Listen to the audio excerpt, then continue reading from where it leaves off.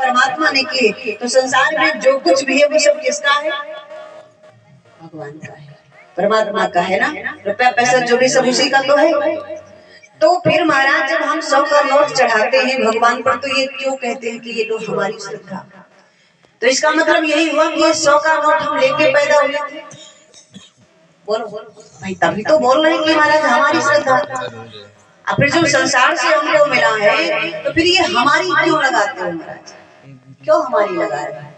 हमारा तो कुछ है ही नहीं, सब कुछ तो परमात्मा का है। इस संसार से जरूर हमको मिला, लेकिन संसार की रचना परमात्मा ने की, तो सब कुछ भगवान का हो गया, हमारा कुछ बचा क्या? अरे महाराज, यहाँ तक अपनी जो सांसें हैं ना, इन पर भी अपना अधिकार है क्या?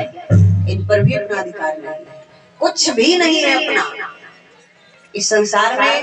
आप ये समझ लो कि जैसे किसी किराए के मकान में लोग रहने जाते हैं ना, तो मकान मालिक क्या कहता है, पहले शर्तें मंजूर करवा लेता है कि देखिए जिस दिन मैं चाहूंगा आपको निकाल दूंगा, और कमरे का किराया समय पर ना मिलने पर मैं आपको बाहर कर दूंगा।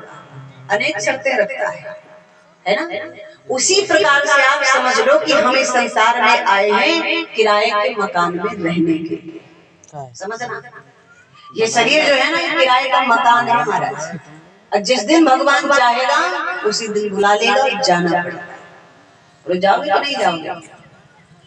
तो फिर इस पर अपना अधिकार नहीं है। तो संसार में जितनी भी चीजें हैं उन पर अपना कोई अधिकार नहीं है।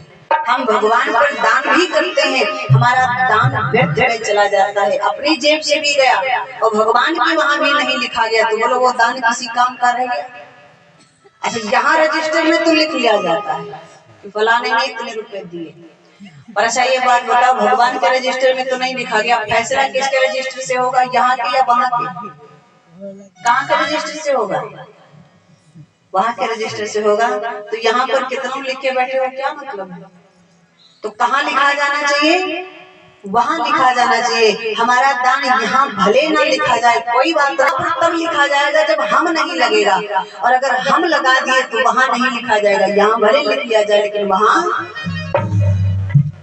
तो आपका दान कैसे सार्थक हुआ? अब हम क्या कहें, समझना, अब हम क्या क्या, तो समझ लो, जब हम भगवान के सामने जाएं, जितनी हमारे पास इच्छा है, 100 की, 50 की, 500 की, जो भी इच्छा है, जब हम भगवान पर चढ़ाएं, तो हमको केवल इतना कहना है, हे प्रभु, हमारे पास में तो आपको देने के लिए कुछ है ही नहीं, हम क्या दें आपको? जब सब कुछ दिया दिया हुआ आपका है, हमारे पास अपना तो कुछ है ही नहीं जो हम आपको कुछ दें। इसलिए हमारे पास आपको देने के लिए कुछ नहीं, आपकी चीज मैं आपको समर्पित कर रहा हूं। बस इतना ही कह दो, इतना ही काफी है। भगवान बस इतने पर ही प्रसन्न हो जाता है कि कम से कम इसने हमारा एहसान तो माना। लेकिन जब हम ये जाके कहते हैं निकाले और चढ़े भगवान पर, बोले ये लो हमारी श्रद्धा, भगवान कहता वाह भाई, हम दिया, हमने लगा हमारी ना, तो वो दान आपका व्यर्थ चला जाता है। क्या मतलब रहा उस दान से? कोई मतलब नहीं रहा। इसलिए श्रद्धा इसे कहते हैं जो जाओ, लेकिन ये ना कहो ये है हमारी श्रद्धा, ये कहो प्रभु आपकी चीज आपको समर्पित है, मैं आपको क्या दे सकता हूँ? मेरे पास कुछ है ही नहीं देने के लिए, क्या दूंगा मैं आपको? और अगर आप कुछ दे सकते हो, ज्यादा से ज्यादा दे सकते हो, तो केवल और केवल परमात्मा को प्रेम दे सकते हो, भाव दे सकते हो, क्योंकि भगवान केवल भाव का भूखा है, बाकी उसे कुछ नहीं चाहिए। भावना में भाव ना हो तो भावना बेकार है, और भावना में भाव हो तो भव से मेरा। तो ये है श्रद्धा। श्रद्धा और विश्वास ये दोनों होने चाहिए। श्रद्धा स्वयं माँ भगवती पार्वती है, और शंकर जी जो है ये स्वयं विश्वास का प्रतीक है। आज भोले बाबा कैलाश पर्वत पर माता सती के सहित बैठे और भगवान शंकर बट वृक्ष तैयार कर रहे हैं। उसी कैलाश पर्वत पर बर्फ के ऊपर पर भवानी सती जी कोई बट वृक्ष नहीं तैयार कर पा रही। क्यों? क्योंकि उनको उस पार ब्रह्म परमात्मा पर विश्वास ही नहीं है। और जिसको विश्वास नहीं होगा, भला वो कैसे बट वृक्ष तैयार कर सकता है? कैसे उसके अंदर विश्वास बन सकता है? बोलो बन पाएगा? नहीं बन पाएगा। आज भगवान शंकर ने सोचा कि लाओ सती जी को थोड़ा कथा सुनाएं। हो सकता है कि कथा सुने तो इनके हृदय में कुछ परिवर्तन आए, तो इनके हृदय में कुछ भक्ति जागे, तो इनके हृदय में भगवान के प्रति कुछ विश्वास हो। तो भगवान शंकर जो थे बैठे बैठे कथा सुनाने लगे, और जैसे कथा सुनाने लगे सती जी आराम से बैठी। अगर कोई पास में आपके बैठा, दो लोग बैठे हो, शांत बैठे हो तो हर कोई उधर उधर देखेगा, लेकिन अगर उन दो व्यक्तियों में से एक व्यक्ति कोई बात कहने लग जाए तो बोलो दूसरा चाव से सुनेगा कि नहीं सुनेगा कि ये कौन बात कह रहा है, सुनेगा ना।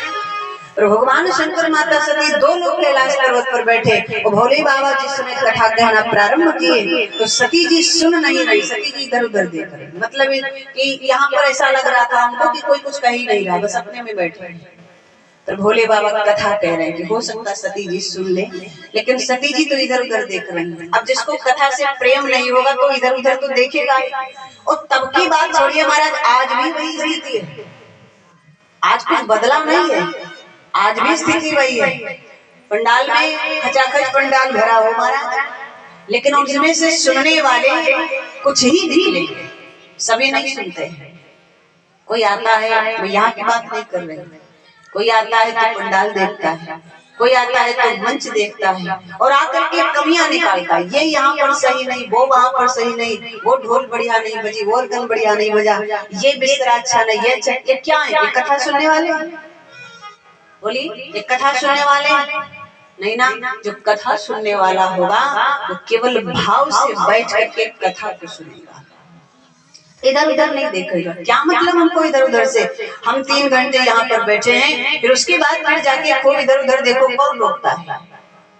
लेकिन जो कथा सुनने वाला महाराज होगा वो केवल और केवल कथा से मतलब रखेगा, न तो उसको टेंट और पंडाल से मतलब है, न साउंड सर्विस से मतलब है, न ढोलक अर्गन से मतलब। उसको केवल ये देखना है कि हमारा कल्याण किससे होना है। क्या हमारा कल्याण ढोलक से होना है? क्या हमारा कल्याण किस अर्गन से होना है? क्या हमारा कल्याण इस पंडाल में? भगवान का कोई दोष नहीं, सब हमारा दोष, हमारे कर्मों का दोष है। गोस्वामी तुलसीदास बाबा जी ने लिखा, बट विश्वास, विश्वास रूपी बरगद का वृक्ष जो है वो भगवान शंकर कैलाश पर्वत पर बर्फ के ऊपर बैठे बैठे तैयार कर रहे हैं। ये हमारा आपका जो शरीर है ना, इसको बर्फ जैसा ही समझ लीजिए। इस बर्फ रूपी शरीर के अंदर भगवान रूपी परमात्मा के प्रति विश्वास होना बड़ा मुश्किल है। बड़ा मुश्किल है कि नहीं? हम मंदिर में गए भगवान राम के या कन्हैया के और हाथ जोड़ करके बोले, प्रभु हमारा ये कार्य हो जाए, हम आपको कल 11 रुपए का प्रसाद चाहिए, काम हो जाना चाहिए। वहां से लौट करके आए, वो काम हमारा नहीं हुआ। अभी तो बहुत विश्वास है, अभी तो टूट विश्वास है, प्रभु हमको विश्वास है आप पर मेरा काम हो जाएगा, 11 रुपए का प्रसाद चढ़ाएंगे। और पता लगे वो काम नहीं हो पाया। जब कर्म नहीं किए वो काम कहाँ से होगा? नहीं कार्य हो पाया तो क्या कहते हैं, अरे दुनिया में अगर भगवान होते तो हमारा काम बन ना गया होता। यही तो बोलते हैं, अगर होते भगवान तो काम हो जाता है। महाराज जरा विचार करो, 11 रुपए का प्रसाद हमने माना लेकिन कार्य नहीं हुआ तो 11 रुपए का प्रसाद चढ़ाएंगे क्या? नहीं चढ़ाएंगे ना। क्यों? क्योंकि कार्य नहीं हुआ। तो यानी अगर कार्य बन गया तो महाराज प्रसाद चढ़ जाएगा, नहीं बना कार्य तो प्रसाद नहीं चढ़ेगा। 11 रुपए में भगवान साँचे हैं और 11 रुपए में भगवान। काम हो गया तो भगवान सच्चे हैं, काम नहीं हुआ तो भगवान झूठे हैं। क्या मतलब है? इन सब बातों को मन में विचार करने से क्या मतलब है? आप पहले सत्य बनिए, परमात्मा तो सत्य है ही, आप तो सत्य बनो पहले।